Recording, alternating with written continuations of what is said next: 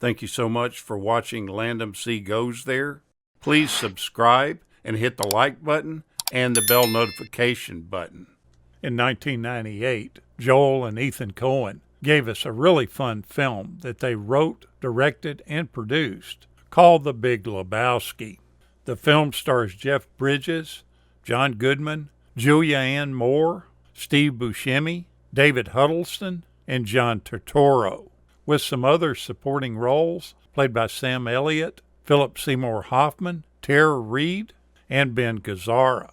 The storyline follows Jeff, the Dude Lebowski, as he's mistaken for Jeffrey Lebowski, who's known as the Big Lebowski. This all explains why he's roughed up and has his precious rug peed on.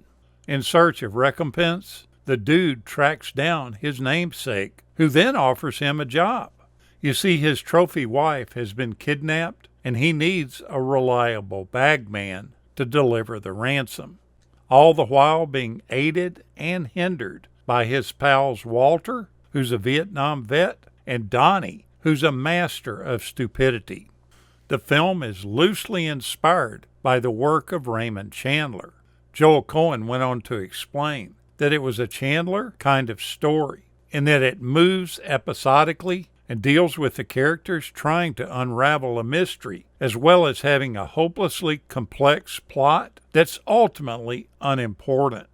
The character of the Dude was inspired by Jeff Dowd, an American film producer and political activist that the Coens met while they were trying to find distribution for their first feature film, Blood Simple. Dowd was a member of the Seattle Seven. He liked to drink White Russians, and he was also known as the Dude. They also blended into this character a friend named Peter Exline.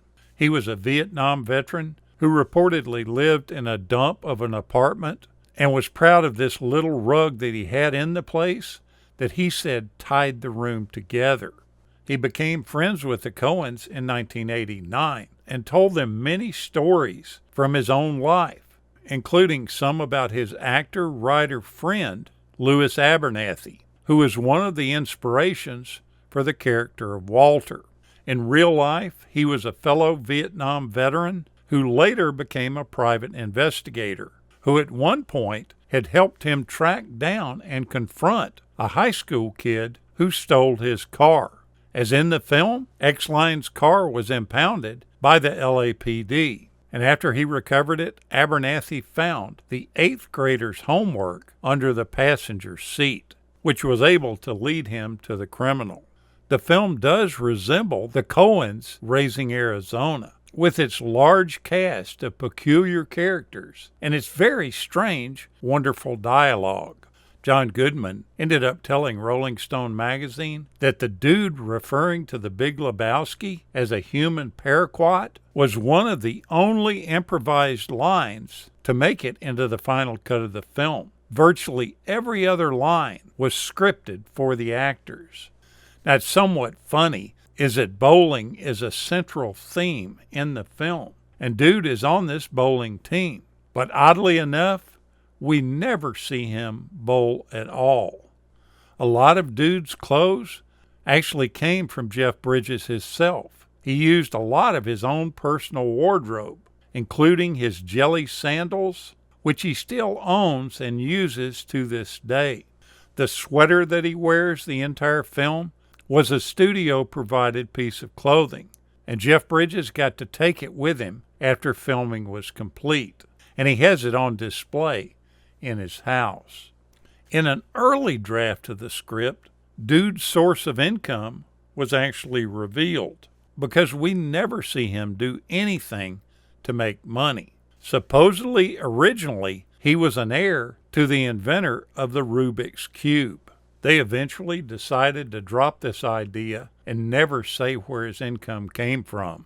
When Jeff Bridges was offered the role of the Dude, the Coen brothers gave him the script to read, and his first question to them was, "Did you guys hang out with me in high school or something?" referring to the Dude's easygoing surfer persona.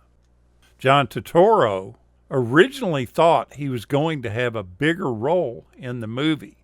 When he read the script, he realized that the part was quite small. However, the brothers let him come up with a lot of his own ideas for the character.